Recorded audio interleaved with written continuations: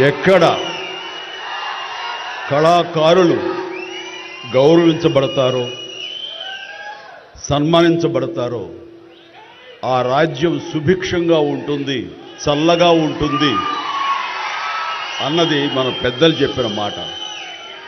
ఈ రోజున ఈ పౌర సన్మాన సభ చూస్తుంటే, ఇంతమంది వేల మంది తరలి వచ్చేటువంటి సభ చూస్తుంటే, ఇంత పద్మ పురస్కారాలతో ఇంతమంది కళాకారులకు గొప్ప వ్యక్తులకు ఇక్కడ సన్మానం జరుగుతుంటే నాకు అది అక్షర సత్యం అనిపిస్తుంది. అలాగా అది గుర్తుకొచ్చేలాగా ఉన్నటువంటి ఈనాటి ఈ సభ తెలంగాణ రాష్ట్ర ప్రభుత్వం పద్మ అవార్డు గ్రహీతలకు ఇలా గౌరవిస్తున్న ఈ సభలో ముఖ్య అతిథిగా విచ్చేసినటువంటి మా మిత్రులు గౌరవనీయులు శ్రీ రేవంత్ రెడ్డి గారికి, మరొక సోదర సమానులు ఉప ముఖ్యమంత్రి బట్టి విక్రమార్క గారికి, ఈనాటి ఈ సభాధ్యక్షులు జూపల్లి కృష్ణారావు గారికి, మా సినిమాటోగ్రఫీ మినిస్టర్ కోమటిరెడ్డి వెంకటరెడ్డి గారికి, మరొక మిత్రులు మంత్రివర్యులు పొంగులేటి సుధాకర్ గారికి, శ్రీనివాస్ గారికి, ఇక ఇతర పెద్దలకు, అలాగే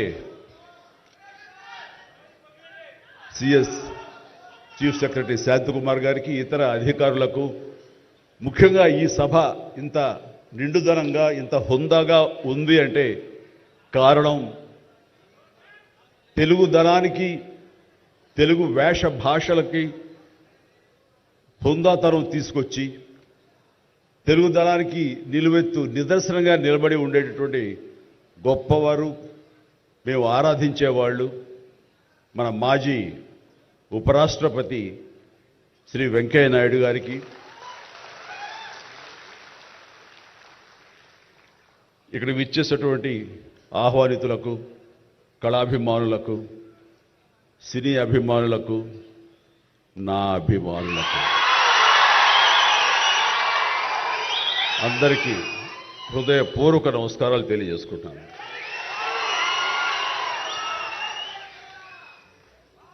నాకు నిజంగా మా ఇంట్లో అడిగారు, పద్మ విభూషణ్ అవార్డు అనౌన్స్ చేయగానే చాలా ఆనందంగా, ఎంత ఆనందపడుతున్నారు ఏంటంటే, నిజంగా పద్మభూషణ్ అవార్డు వచ్చినప్పుడు నాకు ఉన్న ఆనందం అంతా ఇంత కాదు. కానీ ఇన్నేళ్ల తర్వాత ఇప్పుడు ఈ పద్మ విభూషణ్ అవార్డు వచ్చినప్పుడు నిజంగా అంత ఉత్సాహం లేదు. ఏదో వచ్చింది, సంతోషం, గౌరవంగా స్వీకరించాలి, ఎంత ప్రజాభిమానం అని అనుకుంటూ ఉన్నాను. కానీ ఆ తర్వాత తరలి వచ్చేటువంటి వివిధ ప్రాంతాల నుంచి మనుషులు కానివ్వండి, వ్యక్తులు, అభిమానులు, సినిమా పరిశ్రమ నుంచి కానివ్వండి, రకరకాల అసోసియేషన్స్ కానివ్వండి, అలా ఎంతోమంది రాజకీయ ప్రబుద్ధులు కానివ్వండి, అందరూ గత వారం రోజులుగా ఎడతెరిపి లేకుండా వాళ్ళు ప్రశంసలు కురిపిస్తున్నారంటే ఆ ఆనందం ద్విగుణీకృతమైంది. ఎంతో ఉద్వేగానికి, ఎంతో ఇదిగా అయ్యింది.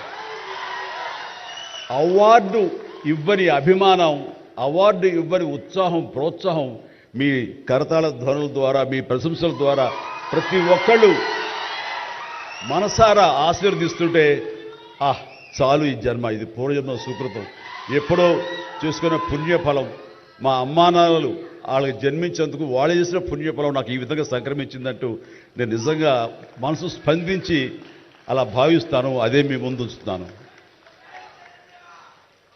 ఇక నాకు తెలిసి ప్రప్రథమంగా అవార్డులు అనౌన్స్ చేసిన వెంటనే ఒక ప్రభుత్వం స్పందించి వారికి ఈ రకంగా సన్మానం చెయ్యాలి అనే భావం రావటం అన్నది బహుశా ఎప్పుడు జరగలేదు.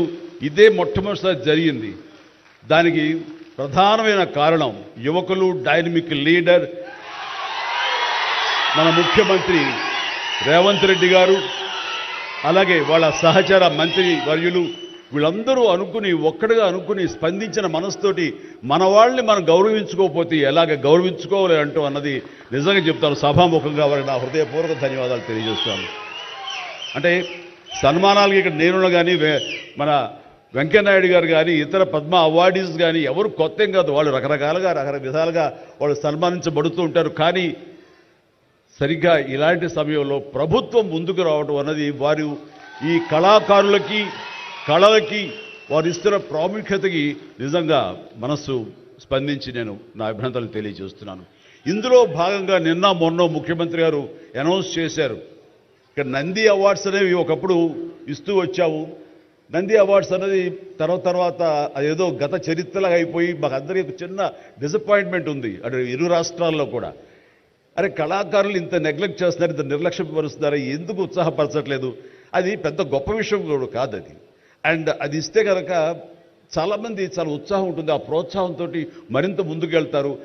తద్వారా ఎన్నో సినిమాలు కానీ నాటకరంగం కానీ ఇవన్నీ అభివృద్ధి చెందుతాయి. తద్వారా ఎంతోమందికి ఎంప్లాయ్మెంట్ కానివ్వండి, ఎంతోమంది ప్రోత్సాహం కళాకారులు ఇంకొంచెం రావడం కానివ్వండి. ఆ రకంగా ఈ రోజును చూస్తే కనుక మన సినిమాలు ప్రపంచవ్యాప్తంగా ముందుకెళ్తున్నాయంటే అలాంటి ప్రోత్సాహం అలాంటి ఉత్సాహం ఉండబట్టే. సో ప్రభుత్వ పరంగా కూడా అలాంటివి ఉంటే కనుక ఇది మరింత ముందుకెళ్ళడానికి అవకాశం ఉంది. అది గుర్తెరిగి ఈ రోజున ఆ అవార్డులు మళ్ళీ మనం రెజ్యూమ్ చేస్తాం, మళ్ళీ తిరిగి మళ్ళీ ఇస్తామని ఆ నిర్ణయం తీసుకోవటం, దానికి పేరు ప్రజాగాయకుడు. జీవితం అంతా కూడా రెవల్యూషనరీగా మార్పు తీసుకురావాలని ప్రయత్నించే నిరంతర శ్రామిక కళాకారుడు శ్రీ గద్దర్ గారు. గద్దర్ గారి పేరున అవార్డులు ఇవ్వటం అన్నది ఎంతో సముచితం, ఎంతో ఆనందం, ఎంతో ముదాహం. అలాంటి నిర్ణయం తీసుకున్నటువంటి మా ముఖ్యమంత్రి రేవంత్ రెడ్డి గారికి వారి సహచర్యులకి నేను మనస్ఫూర్తిగా నా హృదయ ధన్యవాదాలు ఈ సభాముఖంగా తెలియజేస్తున్నాను. అండ్ ఇక్కడ నాకు ఈ అవార్డు రావడం ఆనందం, కానీ ఆనందం మరింతగా ఉండటానికి కారణం మేము చిన్నప్పటి నుంచి ఎంతో అభిమానించి ఆయన చూసుకుని ఇన్స్పైర్ అయ్యాం. వారే స్టూడెంట్ లీడర్గా ఉండి జయాంధ్ర కోసం అప్పట్లో స్టీల్ ప్లాంట్ కోసంగా ప్రయత్నం చేసినటువంటి వెంకయ్యనాయుడు గారు. ఆయన వైజాగ్ కాలేజీలో యూనివర్సిటీలో ఆయన స్టూడెంట్గా ఉన్నప్పుడు ఆయన ఇచ్చిన పిలుపుకి ఎక్కడో నర్సాపురంలో ఉండే మేమందరం స్పందించి స్ట్రైక్ చేయడం అనేది జరిగింది. ఆ రోజు నుంచి కూడా మాకు ఒక లీడర్ లాగా, మా నాయకుడిలాగా ఆయన మేము భావిస్తూ వచ్చి నన్ను అలాగా మేము ఎదిగాం. ఆయన అప్పటి నుంచి అబ్జర్వ్ చేస్తూనే ఉన్నాను. ఆయన వాగ్ధాటికి నేను పెద్ద ఫ్యాన్ని. ఆయన మాట్లాడే మాటలు అలాగా నోరు వెళ్ళగట్టి చూస్తుంటాను. ఇప్పుడు కూడా అదే ఎదురు చూస్తాను. ఆయన ఎంత ఓపికగా మాట్లాడతారో తెలియదు, కానీ డెఫినెట్గా అలరిస్తారంటూ ఎలాంటి సందేహం లేదు. సో ఆ రోజు నుంచి ఈ రోజు వరకు కూడాను ఆయన రాజకీయంగా ఒక హుందాతనంతో రియల్ స్టేట్స్మెన్ ఇన్ పాలిటిక్స్ అన్నది ఆయన నిర్మాణాత్మకంగా అలా ముందుకెళ్తూ ఈ రోజున అత్యున్నతమైన పొజిషన్ మాజీ ఉపరాష్ట్రపతిగా ఆయన నిర్వహించి తన బాధ్యతలు చేశారు. కానీ ఆయన ఎప్పుడూ మదనపడుతుంటారు. నాతో కూడా ఆయన షేర్ చేసుకున్నారు. రాజకీయాలు రాను ఇలాగా దుర్భాషలతోటి వ్యక్తిగత విమర్శలతోటి ఇలా దిగజారిపోతున్నాయి చిరంజీవి గారు. ఇది కాదు, ఇది ఆ హుందాతనం ఉండాలి. ఉండి కూడా ఎన్ని సాధించాం మేము.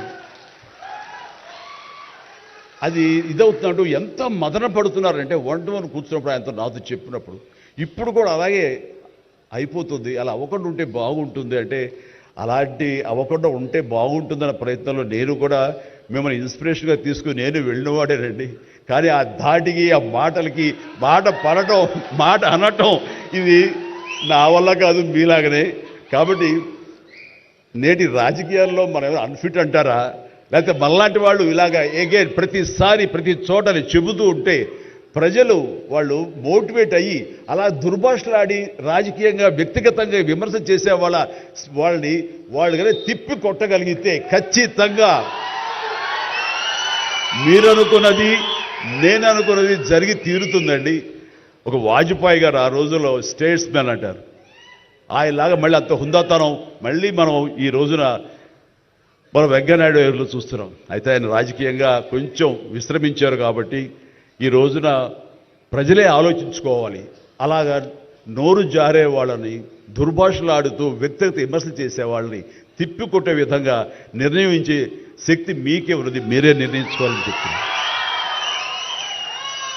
ఈ రోజున రకరకాల రంగాలకు సంబంధించినటువంటి గొప్ప గొప్ప వ్యక్తులు వాళ్ళు నాకు గుర్తింపు వస్తున్నా రాదా అని కాదు, అది వాళ్ళ ఇంట్రెస్ట్ కొద్ది. ఈ రోజున ఇక్కడ ఒక్కొక్కరు శిల్పకళాకారులు ఉన్నారు, అలాగే కొన్ని art forms of village rural సంబంధించిన వాళ్ళు ఉన్నారు, సమయ గారు ఇట్లాగా అలా రకరకాల కవులు ఉన్నారు. వీళ్ళందరూ కూడాను ఆ పని చేసుకుంటూ వెళ్ళిపోయి అదే మా జీవితం, అదే మా ధ్యేయం అంటూ అలా ముందుకు వెళ్ళిపోయే దీంట్లో ఈ రోజున ప్రభుత్వాలు గుర్తించి వాళ్ళకి పద్మశ్రీ అవార్డులు ఇవ్వటం అన్నది, పద్మ అవార్డుతో గౌరవించుకోవడం అన్నది ఈ సందర్భంగా నేను వాళ్ళ గుర్తించినటువంటి భారత కేంద్ర ప్రభుత్వానికి నేను మనస్ఫూర్తిగా నా అభినందనలు తెలియజేస్తాను, నా సంతోషాన్ని వ్యక్తపరుస్తాను. దీనికి మరీ ముఖ్యంగా మన ప్రియతమ నరేంద్ర మోడీ గారు ప్రధానమంత్రి, ఆయన దీన్ని గుర్తించి అలాగా ఇవ్వడం జరిగింది. ఇక్కడ ఒక విషయం చెప్పొచ్చో చెప్పకూడదో తెలియదు కానీ ఒక విషయం చెప్తాను. మధ్యాహ్నం నాకు అవార్డు మీకు ఇవ్వాలనుకుంటున్నాము, మీకు మీ కన్ఫర్మేషన్ కానీ మీ యొక్క ఆమోదం మాకు తెలియాలంటూ హోమ్ డిపార్ట్మెంట్ నుంచి ఫోన్ వచ్చినప్పుడు ఒక షాకు లోన్ అయ్యాను. అప్పటికి ముందు నుంచి స్పెక్యులేషన్స్ ఉన్నాయి కానీ నాకు ఇవన్నీ కూడా వస్తాయి లేవో అనే దాని మీద ఎప్పుడో మీమాంస ఉండేది నాకు. వాళ్ళు చెప్పగానే సంతోషించాను. సో ఈవినింగ్ ఎన్నింటికి వస్తుందని వాళ్ళు 6-7 o'clock వస్తుంటే అప్పటి నుంచి అలా టీవీలు ముందు కూర్చున్నాను. సో కొంతసేపు చూసేసరికి రాలేదు ఆ వచ్చినాయి అని గబగ నేను సర్దుకుని కూర్చుంటే ముందు పద్మశ్రీ అవార్డులు ఒక 34-36 వచ్చినాయి. ఆ తర్వాత నెక్స్ట్ మందే కదా అనుకుంటూ అందరూ సర్దుగా రెండు పిల్లలు గొడవ చేయకుండా కూర్చోండి రే ఇష్యూగా నా పేరు వస్తుంది అంటూ కూర్చాను. అరగంట అయింది రాలేదు, గంట అయింది రాలేదు, గంటన్నర అయింది. ఆహా ఓరి బాబోయ్ ఏంటిది, ఏదైనా మళ్ళీ ఏమైనా మారుస్తారా, మనకి వచ్చే అవకాశం లేదని చిన్న మీమాంసలో ఉన్నారు. ఆ తర్వాత వచ్చిందనుకోండి. ఆ తర్వాత ఇదే డౌట్ నేను మన వెంకయ్యనాయుడు గారి ఇంటికి వెళ్ళి నేను ఆయన గౌరవంగా ఆయన సన్మానించుకున్నప్పుడు ఆయన ముందు చెబితే ఇదంతా కూడా నరేంద్ర మోడీ గారు ఒక ఆలోచన అండి. పద్మశ్రీ అవార్డులు చాలా బడుగు బలహీన వర్గాలకు సంబంధించినటువంటి చిన్న స్థాయి కళాకారులకు వచ్చింది. ఒకేసారి వెంకయ్యనాయుడు గారి పేరు, చిరంజీవి పేరు, పద్మ సుబ్రహ్మణ్యం పేరు, వైజయంతిమాల బాలి పేరు వస్తే కనుక అది సుస్పష్ట, అది ప్రముఖంగా వేసేస్తారు. అలా వేసినప్పుడు వీళ్ళ గురించి ఎవరు చెప్పుకుంటారు? కాబట్టి వీళ్ళ గురించి చెప్పుకోవాలి అంటే గంటన్నర టైం మధ్యలో గ్యాప్ ఇవ్వండి. గంటన్నర వరకు వాళ్ళ గురించి చర్చ జరుగుతుంది. వాళ్ళు ఎవరు అంటారు, ఇక్కడ సమ్మయ్య ఎవరు, ఆచార్య గారు ఎవరు, ఇలా పేర్లని చెప్పుకుంటూ వాళ్ళ గురించి ఆలోచిస్తారు, చర్చించుకుంటారు. వాళ్ళకి గుర్తింపు వస్తుంది. అది రిజిస్టర్ అయిన తర్వాత దెన్ చిరంజీవి వెంకయ్యనాయుడు గారు ఏంటప్పుడు ఇష్టం అన్నారు. అది నిజంగా గొప్ప ఆలోచన, గొప్ప ఇది. వారి గురించి తెలుసుకున్న తర్వాత నాకు నరేంద్ర మోడీ గారి మీద గౌరవం మరింత పెరిగింది ఆయన ఆలోచించి. సో ఇలాంటి సన్మానం జరగటం అన్నది నాకు నిజంగా అత్యంత గౌరవంగా భావిస్తాను. నా జన్మ సార్థకమైందని భావిస్తున్నాను. ఎన్నో కార్యక్రమాలు చేశాను. ఇది సినిమాల్లో రాణించిన కూడా సినిమాల్లో ఎంతో ప్రప్రథమ స్థానంలో ఎన్నో సంవత్సరాలు దశాబ్దాలుగా ఉండటమే కాకుండా ఆర్టిస్ట్కి సామాజిక బాధ్యత, సామాజికటువంటి సేవ చెయ్యాలి. అది నేను అనుకోను కాదు, ఏమీ కాదు, నాకు అనిపించి నా అభిమానులు అందరూ కలిపి వాళ్ళు ఎంతసేపటికి సినిమా థియేటర్లకో వాల్ పోస్టర్లకో పాలాభిషేకాలకో వీటి కొట్టుకోవడాలు వీటికి ఉండేటటువంటి కల్చర్ని మనం మార్చాలి అనే ఉద్దేశంతో వీళ్ళందరూ శక్తివంతులు. ఇలాంటి శక్తిని అన్గైడెడ్ మిస్సైల్లా ఉండకుండా దీని అన్నింటి ఛానలైజ్ చేస్తే కనుక వీళ్ళ చేత సత్కార్యాలు మనం చేయించుకోవచ్చు అనే భావం నాకు లేట్ 90s వచ్చింది. అందులో భాగంగా ఆ రోజున బ్లడ్ దొరకక ఎంతోమంది మరణిస్తున్నారని తెలిసిన తర్వాత ఇంతమంది ప్రజానీకం ఉండి కేవలం బ్లడ్ అనేది హాస్పిటల్లోనో లేకపోతే ఫార్మస్యూటికల్స్లోనో దొరకదు మనకి. అది మనిషి ఇంకో మనిషికి ఇస్తేనే దొరుకుతుంది. అలాంటిది మనుషుల్లో ఇన్స్పైర్ చేయక వాళ్ళు స్పందింపచేసే విధంగా ఎవరు ముందుకు రాక జరుగుతుంది. కాబట్టి నేను ఎందుకు చేయకూడదు? నా అభిమానులు అనేవాళ్ళు ఎస్ ప్రాణం ఇస్తామంటారు. ప్రాణం వద్దు, రక్తం ఇవ్వండి అంటూ నేను 25 సంవత్సరాల క్రితం ఇక్కడ బ్లడ్ బ్యాంక్ పెట్టిన తర్వాత ఈ ఉత్సాహం ఏమైనా పొంగులాగా ఉండి తర్వాత చల్లబడిపోతుందా అని అనుకున్నాను. కానీ లేదు, ఒక జీవనదిలాగా సాగుతూనే ఉంది. ఈరోజు కూడా మీ అందరి ప్రభావంతో ఎక్కడ మంచి కార్యక్రమం కానీ పుట్టినరోజు కానీ శుభకార్యం చేయాలన్న ప్రతి ఒక్కరు రక్తదానం కోసం ముందుకు వస్తున్నారు, రక్తదానం ఇస్తున్నారు అంటే కనుక దానికి ప్రప్రథమంగా నడుం బిగించింది నేను, నా అభిమానులు చెప్పలో గర్వంగా ఉంది నాకు ఈ రోజుకి.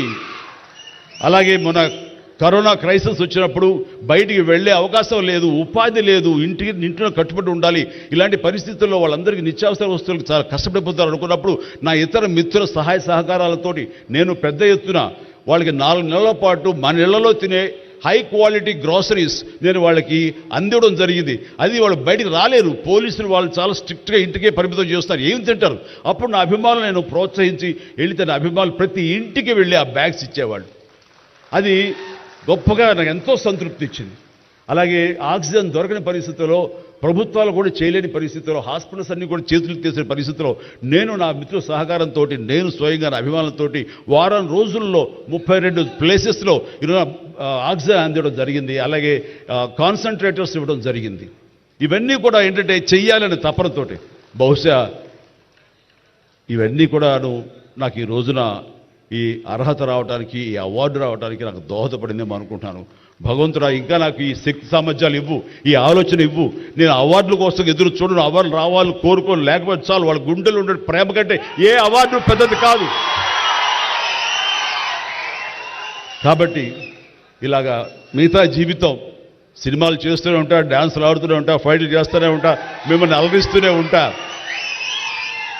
అలాగే ఈ సేవా కార్యక్రమాలు కొనసాగిస్తూనే ఉంటాను. ఇది మీకు చెబుతూ ఈ అవకాశం ఇచ్చినటువంటి తెలంగాణ రాష్ట్ర ప్రభుత్వానికి, మరీ ముఖ్యంగా మా ముఖ్యమంత్రి గారికి, మా ఉప ముఖ్యమంత్రి భట్టి గారికి, అలాగే మా సినిమాటోగ్రఫీ మినిస్టర్ గారికి, మిగతా ఇతర మినిస్టర్స్ అందరికీ నా హృదయపూర్వక ధన్యవాదాలు తెలియజేస్తూ థ్యాంక్ యూ సో మచ్. జై హింద్.